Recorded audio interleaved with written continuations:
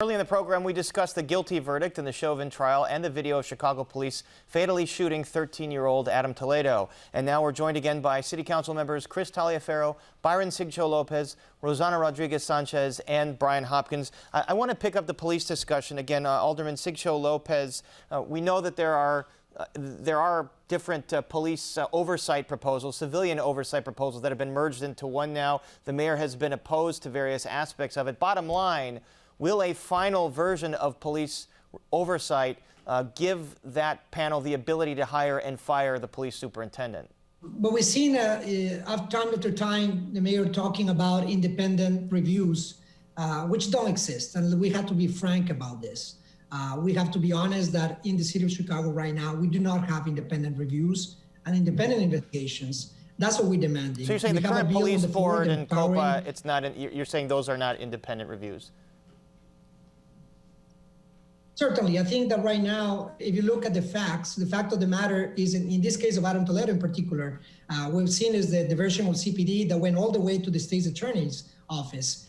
A state's attorney that now is backtracking their original comments because of the version of the Chicago Police Department. In something that we are now supporting is also an investigation with other Latino lawyers for an investigation of the Department of Justice, because we do not have independent review. We have a bill, the Empowering Communities of Public Safety. We need a vote, and we need to pass that for the safety of our children that continue to die in the hands of police, of communities, and of course, a larger comprehensive view to invest in our communities, in our schools, in youth programming to prevent violence. I agree with my colleagues. It is about prevention, but it's also about accountability. All right, Alderman Taliaferro, the Inspector General Joe Ferguson appeared before City Council and pretty angrily asked them to pass an ordinance that would create a public database of police misconduct files going back to 1994. You sponsored such an ordinance, and now it appears that you have second thoughts about that. How come?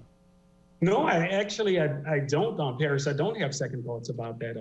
Alderman Scott Waguespack and myself co-sponsored the ordinance that would actually bring that into fruition. What I differ from the that we have to make sure that we are not overburdening the taxpayers and the city with time and going back to a time frame in which is unnecessary. I believe that anything relevant to from the year 2000 and on toward the present is very relevant as with regard to police investigation, or to a time frame in which their current police officers serving from the late 90s. But to go back 30, 40 years, I believe can be overburdening on the taxpayers. So you would support this ordinance if it didn't go back that many years? I actually support the ordinance. That's why I co-sponsored it with my colleague. Right. I believe in transparency, and that requires us to make sure that this database is available to the public with regard to police. Can I say just one more thing, Paris, and I'll be very short with it. I also want to make sure that we are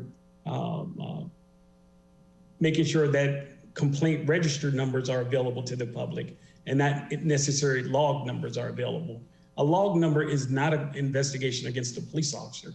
Once it's been upgraded to an investigation, I believe all of those should be available. All right, Alderman Hopkins, we talk about police reform while the city is experiencing another spike in homicides over last year, spike in vehicular hijacking. I'm curious, is there any evidence that tells you there's a connection between kids who have not been in school, at least physically in school for the most of the last year, and these higher crime numbers we're seeing? I'm not aware of any evidence. I'm aware of a lot of anecdotal stories and people who really think there's a connection. Clearly, our youth are being harmed. As we all are. You know, the effects of the pandemic have been devastating to the emotional well-being and to the mental health of Chicagoans of all ages, not just our youth and not just our families. And we're going to be dealing with the effects of that for quite a long time. I think that's going to be one of the challenges going forward, where, you know, the mayor has committed to bringing additional mental health resources to our schools. We need them now more than ever.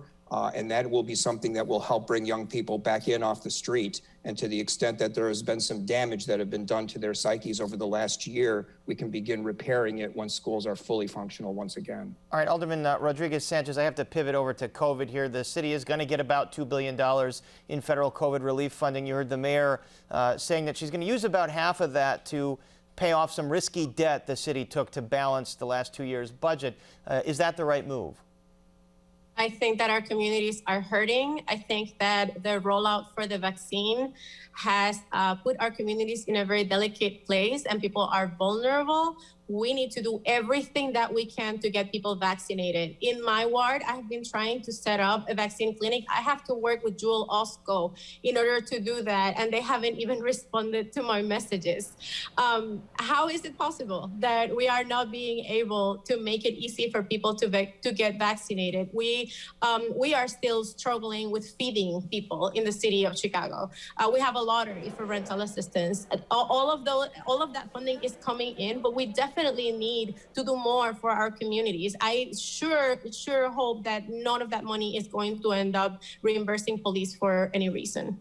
Alderman Taliaferro, I'll pose that question to you as well. $2 billion, I mean, it's a good problem to have, but it is a problem when you're going to have 50 people in city council that perhaps believe the money should be spent one way or another. Is spending half of that on paying off debt the right move? I can tell you this: you're gonna have all 50 of my colleagues, well, 49 of my colleagues. I'm the 50th, but all of us are gonna say that we want to see a lot of that funds go toward community support. We want affordable housing, or we want homelessness to be eradicated. We want a lot of these funds to go toward that. But we also, in looking at what would better our communities, we also have to make sure that we're looking at city debt. If we continue to carry a load of city debt, guess what happens to property taxes? Property taxes are going to have to be increased. That's going to affect our families even more.